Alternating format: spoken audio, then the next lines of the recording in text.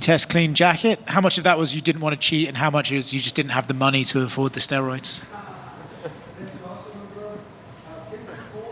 Now I am the cleanest athlete over here today, so thank you so much. Maybe you guys sponsor me. But to be honest with you, I was happy. Like he said, I didn't even consider that, but I have been in UFC since 2014, and to me it was a huge guarantee to have the anti-doping, because we know back in the day a lot of people used to cheat, and one thing everybody hates is cheater, you know. So I'm happy with the program, I'm happy with UFC, and that's awesome. Thank you so much. You mentioned being in the UFC since 2014, and yet for some reason in this fight with Beneil, everyone looks at you as the younger up-and-coming guy, and he's this old veteran that you need to get rid of. Because I'm young on my mind. Is it strange to prepare to fight a guy, fight against someone else, and then have to go back to the gym and prepare for the same guy that you were originally going to fight? Not really, because in the end of the day, I use the same training partners, I use the same system, but I had more time, and I focus more on my dieting, on my training. So this camp was even better than the last one. Does it benefit you that you both had a camp, but you got to compete and he didn't, or does it benefit him because he didn't have to get into a fight? I don't know. Benefit me that I got a lot of money, you know. So I think that's what I want, and that's what I got, you know. And I got this opportunity, and I was happy. And sometimes life throws at you a challenge. I come up short, but now I have the chance to get back, to beat Darush, and to climb the rankings again. So I'm happy. In a way, it's obviously the fight with Islam didn't go your way, right? But in a way, this is the best case scenario because now he's moved up. It's not like you've got a loss to the existing champion. So do you feel a bit revitalized that your opportunity at a belt might come sooner than you would have had it should he have stayed? I don't care about rankings. I don't care about anything. I want to fight for the belt next, not next. I want someday again with better preparation. But that's not up to me. I have to beat Beneil Dariush. I have to give a good speech to everybody. I have to bring more fans to my side, and this is going to happen. You know, I have to become more popular to fight for the belt. A lot of people think UFC is sports, but UFC is entertainment. They want to sell tickets, they want to sell merchandise, and that's the truth. And that's why I'm trying my best to be sellable. I think it's working. Good luck. Thank you. Does your jacket say Money Moicano? My jacket say Money Moicano. That's awesome. In January when we spoke to you before your fight with that didn't happen with Beneil, your exact quote was, I'm going to beat the shit out of an old man. This time I saw you interview you and you said you were going to kill him. So I guess what's different this time that you're going to kill this guy instead of beat him up? The difference is somebody told me that he's only 15 days older than me, so I have to kill him now because that means I was calling myself old the whole training camp, and Saturday night can only be one old man standing, and this is going to be me. Has it felt like, you said this camp was better than the last one, but has it felt like one long camp to you, considering you've been preparing for the same guy for like 8-9 months? Not really, because after the fight, I took a little time off and I focused on my social media, especially on my Portuguese channel, Shootout. Faz o M aí, galera do YouTube. So I focus a lot on my social media and grow a lot, especially my YouTube in Portuguese. I was doing podcasts and doing stuff. I was open a gym. I was focused and I was doing other stuff than fighting. And then I get back to training, and then I had a good training camp. So it was not like 9 months just thinking about I have to beat this old man Dariush. No, was good. And obviously, the main event on Saturday is your weight class for the vacant title. There's a lot of argument over who should get the shot after that. Should it be Arman again? Should it be Gaethje? Should they do Paddy, Ilya? Obviously, you want to make a statement, but who do you think is because you said it's not about rankings, it's about popularity at this point. Who do you think deserves the shot after Saturday's main event? I think if Topuria wins, they're going to put Paddy, because that's going to be a big fight. Even though Paddy don't deserve, it's like you say, it's entertainment, he sells, people like him, and he is a better fighter than I thought. He did good against Chandler. That means or Chandler sucks, or Paddy is very good. We're about to find out, because I think Topuria gonna smoke Paddy if they fight. That's gonna be a easy money. But it is what it is, you know. I think if we have merit on the sport, I would like to see Arman Tsarukyan, because he is the number 1 contender. But like I say, this is not a sport. This is a sport, but more they want to sell tickets, and rankings really doesn't matter. Well, I think Armin's weighing in as the backup for Saturday anyway. So do you think that means like he's most logically next, especially if Charles wins, he has that win over Charles already? No, I just think like if something happened, they don't want to give me money again, you know? They say, hey, put Arman Tsarukyan. This guy is already got good money, so I don't want to pay him again. Renato, who do you have winning in the main event? Unfortunately, Topuria. I'm saying that with a broken heart. You know, I'm a huge Charles Oliveira fan.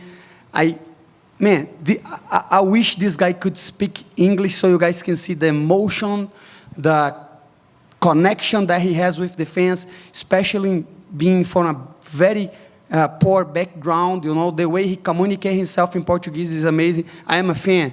But Topuria beat 2 of legends on his previous fight, you know. He beat Volkanovski, that you can arguably tell that on the first fight, Volkanovski did very good. And then Max Holloway, and Max Holloway just knocked Gaethje. So Topuria is very, very dangerous, very, very dangerous. What were your thoughts on Islam moving up to welterweight? And, you know, since you've been in there and fought him, how much success do you think he's going to have at welterweight?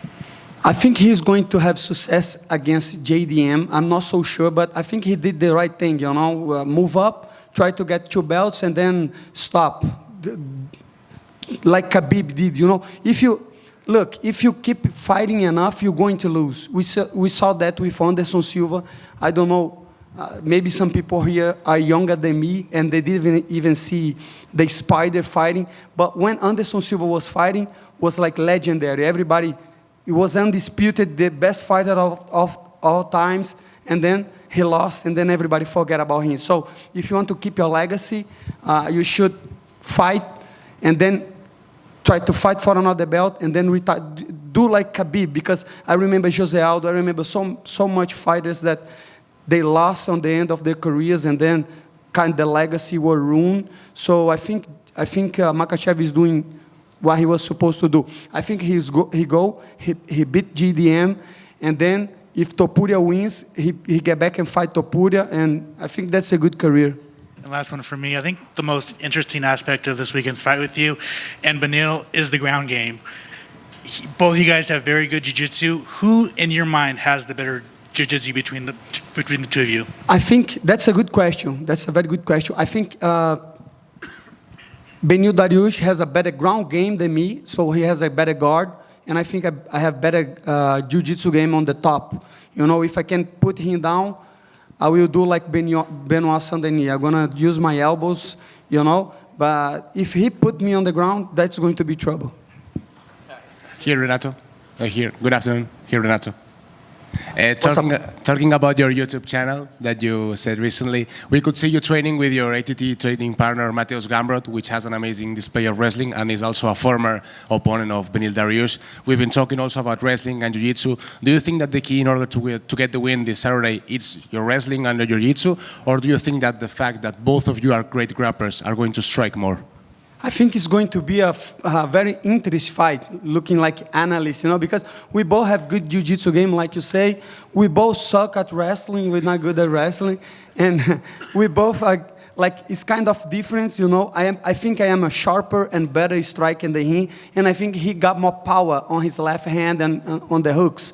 So it's going to be a fun fight. I don't know what's going to happen. This is MMA. Everything that I think about a fight, it happens on all the way, but I'm ready for whatever happens. Thank you. Thank you. Renato right here in the back. Renato, you're one of the favorite personalities for a lot of the fans. Outside of maybe your friends and teammates, is there a fighter on the microphone that you really like to listen to? I used to love Chael Sonnen. I know some people don't like him, especially Brazilians. Me, myself, I hated him. I remember in 2013 or 12, something like that, I was a kid. I was not in UFC. And then I was almost asking my friends to give me money so I could go to the UFC Rio, so I could sucker punch him. I wanted to Although I know this guy gonna beat me, but I'm gonna punch him and gonna run.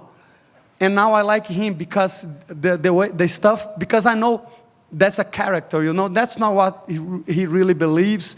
He was just trying to draw attention, and not only draw attention, because draw attention is easy, but to be smart with the mic is very hard. And I remember after the interviews, the stuff that he say, he's a fucking genius.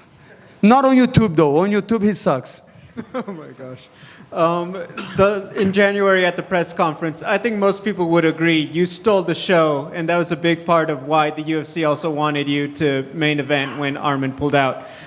Do you have anything planned for this Thursday? You get another press conference again with Beneil. Do you have any big plans?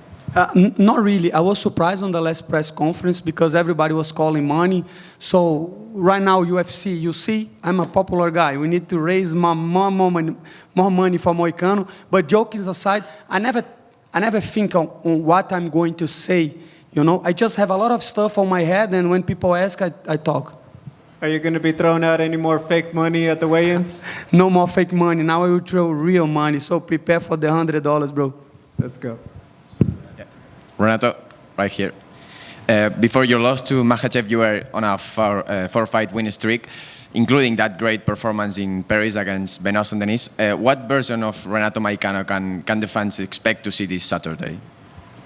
A very hungry one, like you say. I was coming maybe the best win streak of my career, you know, because I count as a 5 because I lost to Rafael dos Anjos, a fight that I took not on 155, that was 160.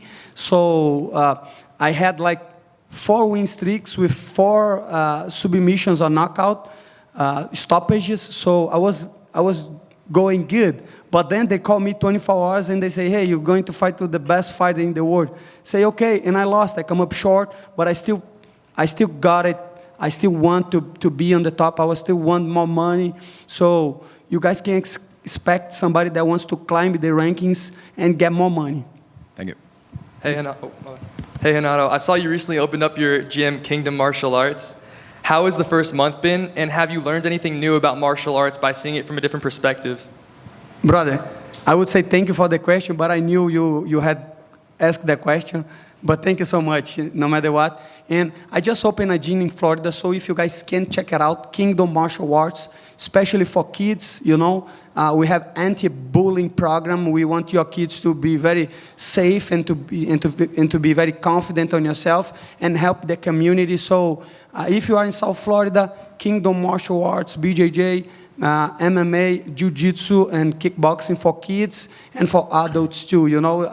I don't want people that want to be fighters. I want people to be better citizens and to have a good workout, okay? So check it out, Kingdom Martial Arts. Thank you so much, Jake. Renato over here. After UFC 311, your teammate Grant Dawson, he told me a funny story about you. He said you were talking about Joaquin Buckley and he approached you and you said you don't speak English. Could you elaborate on that story?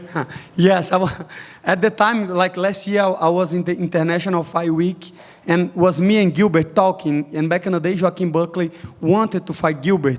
And then he approached me and he started to speak in English. And I didn't understand a lot. But I say, hey, sorry, my English is not that good. And he say, hey, I watch your fucking podcast every week, my brother. Don't come up with that shit. I know you speak in English.